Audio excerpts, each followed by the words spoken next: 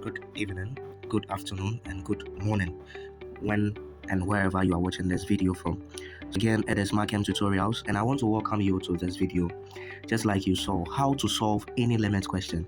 So in this video, I'm going to give you the steps in solving any limit question. Let's get right into the video. So for limit, we know that limit means how a function is behaving as its input is approaching a given number. So in order for you to solve any limit question, there are key things you should know. And when I say key things, you have to understand the nature of particular functions, right? And some of the functions that you have to understand is 1. Polynomial functions. You have to understand a polynomial function. When we say a polynomial function, it is a function of this form: p of x being equal to ax to the power n plus bx to the power n minus 1 plus cx to the power n minus 2 plus a constant, a function of this structure. So an example of a polynomial: x squared plus 5x plus 6. This is an example of a polynomial function. Then we can also have an example: 5x plus 2. This is also another example of a polynomial function. We can have other examples such as 5x cubed minus 5x squared plus 6x plus 17.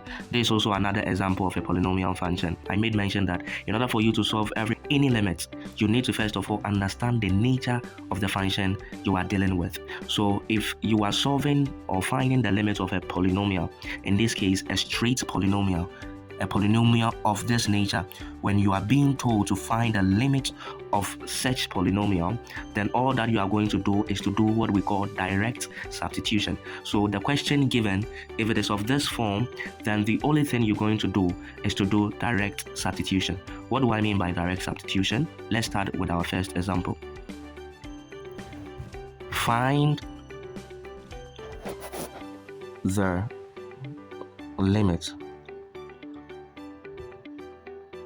of the following.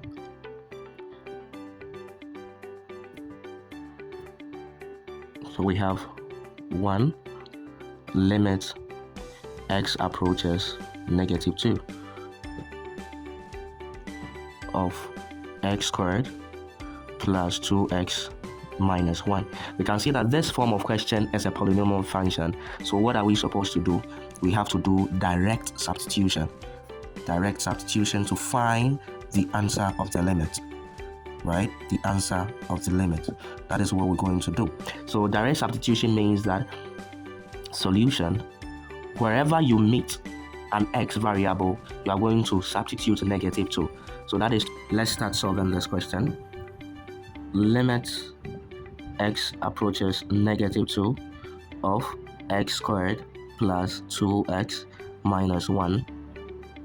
This is equal to, remember, we're going to use direct substitution. So wherever we see x in the polynomial, we're going to put negative 2 there. So we have negative 2 squared plus 2 negative 2 minus 1. And this is going to give us negative 2 all squared is 4. So we're having 2 here. So we're going to have minus 4 minus 1. And this is going to give us 0 minus 1. And in all, we're going to have negative 1. I hope that is clear. So therefore, we're going to say that the limit as x approaches negative 2 of the function x squared plus 2x minus 1 is going to give us negative 1. Okay, so I want you to try your hands on this question if the concept is clear. So remember, the remark is that for straight polynomials, SP, straight polynomials, we are going to do direct substitution. Direct substitution. Good. So try your hands on this question. Limit x approaches negative 1 of the function t squared minus 1. Pause the video and give it a try.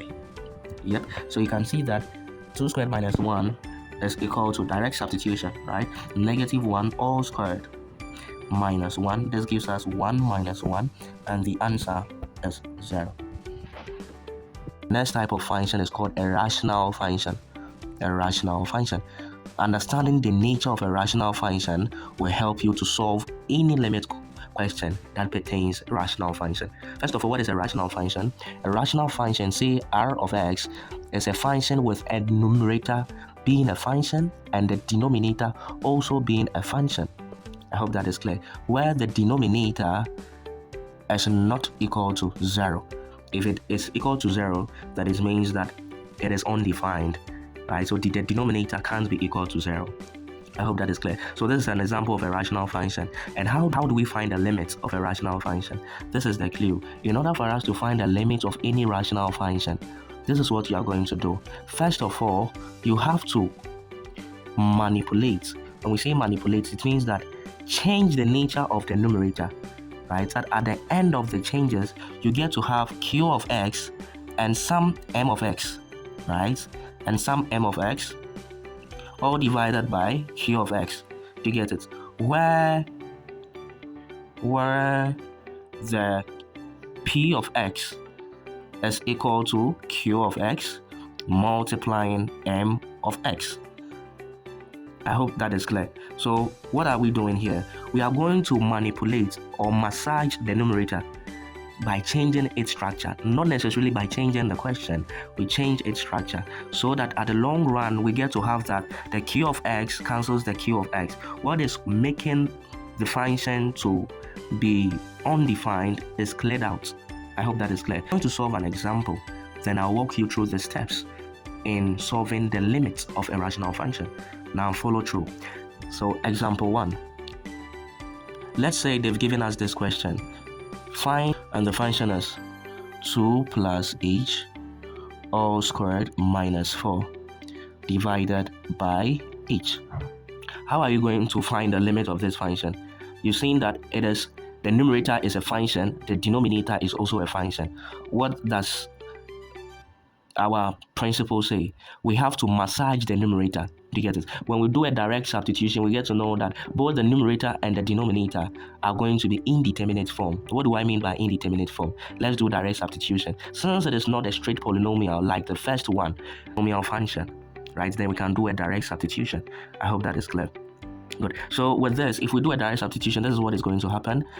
We're going to get that is 2 plus 0 all squared minus 4 divided by 0, and we're going to have 4 minus 4 divided by 0, and at the long run we're going to get a 0 and out of 0, and this becomes an indeterminate form. You can't determine the limit, right? So what we're going to do is that we are going to massage the numerator. We are going to simplify whatever is at the numerator so that at the long run we get to cancel what is causing the problem at the denominator. So the aim is to get to cancel something at the denominator. I hope the concept is clear. So let's work on doing that.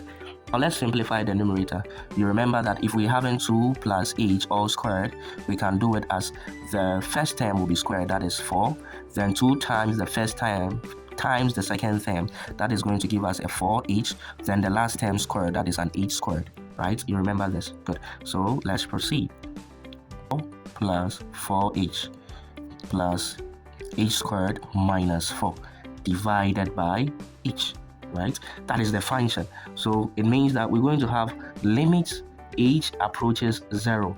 The numerator now becomes 4 plus 4h plus h squared minus 4 all divided by h. Now we get to see that the 4 here can cancel the 4 here. So we're going to have that limit h approaching 0, 4h plus h squared all divided by h. Then at the numerator side, you can see that h is a common factor to both 4h and h squared. So all that we're going to do is to factor out that h at the numerator. So h factorized, we have 4 plus h now divided by h, right? You can see that now we can clear away, cancel out the expression that was causing the whole function to be an indeterminate form. Do you get it? This is what it means to massage the numerator by not changing the question, but you are simplifying it to get to cancel something at the denominator. When that is done, we're going to have that limit h approaching 0 is going to be 4 plus h, and this gives us a straight polynomial, right? And we learned that for a straight polynomial, what are we supposed to do? We are supposed to do a direct substitution. Remember, you're supposed to do a direct substitution. for a straight polynomial. So this is the same thing that we're going to do, is the limit as h approaches 0 of the function 2 plus h all squared minus 4 divided by h. The answer is equal to 4. I hope that is clear. So we've solved it. Supposed to be 4. Good. I know you noticed that. Thank you.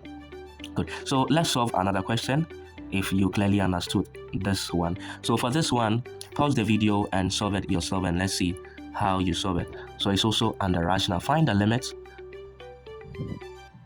Find the limit as x approaches 2, and the function is x squared minus 4 divided by x minus 2, right? So to solve this, pause the video. As we've learned earlier, that you have to massage the numerator so that it gets to cancel something at the denominator, right? Pause the video and give it a try. Good. Welcome back. So if you indeed pause the video, you get to know that the numerator is x squared minus 4. And I believe you've seen this before. This reminds us of the concept called difference of two squares. Difference of two squares. Two squares. And what does it say? It says that if we are having a squared minus b squared, it is the same as a plus b in one bracket and a minus b, or in another bracket. Do you see that? It means that we can write the numerator, limit x approaches 2. We can write the numerator as x squared minus 2 squared, all divided by x minus 2. So minus 2 squared, right? So going forward, we can say that limit x approaches 2. The numerator is now a difference of 2 squares and can be written as x plus 2 in one bracket, then x minus 2 in another bracket, all divided by x minus 2. So you can clearly see that we massage the numerator. Always for rational functions, we're going to massage the numerator to cancel out something in the denominator. So what are we having now? So we get to know that this is now going to cancel out this. Now the function becomes limit x approaches 2 of x plus 2. This gives us a direct substitution because it is a polynomial. So we're going to have 2 plus 2, and that is going to give us a 4, right? So therefore we get to know that the limit as x approaches 2 of this function is going to give us a 4 as our answer. I hope that is clear. So what is the remark for rational function? The remark is massage, right? Let me use the literal word massage, right? The numerator to cancel out something in the denominator. Okay, so that is the trick for solving any rational limit. I hope that is clear. Now let's move on to another form of function. So it gives us a rational function, but this time the rational function is including a set. It includes a set. So what happens to that when we are having a rational function of that form? For instance, if they give us type of function 3, this is a special rational function, but this case it is made up of sets, right? So whenever they give you a rational function where it includes sets, how are you going to solve it? Example like limit x approaches 1 of x minus 1, all divided by root of x minus 1.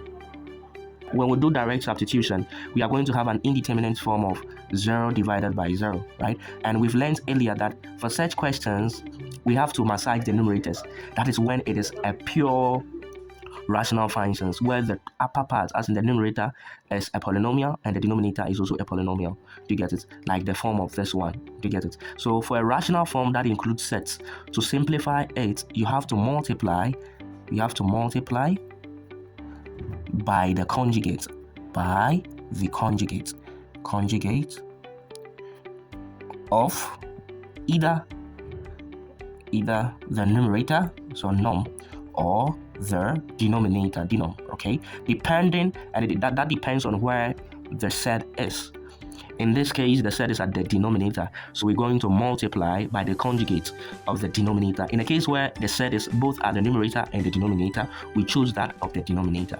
I hope that is clear. So solving this question, then we're going to have the limit x approaches 1, x minus 1 divided by root of x minus 1. The question is, what is the conjugate of the denominator?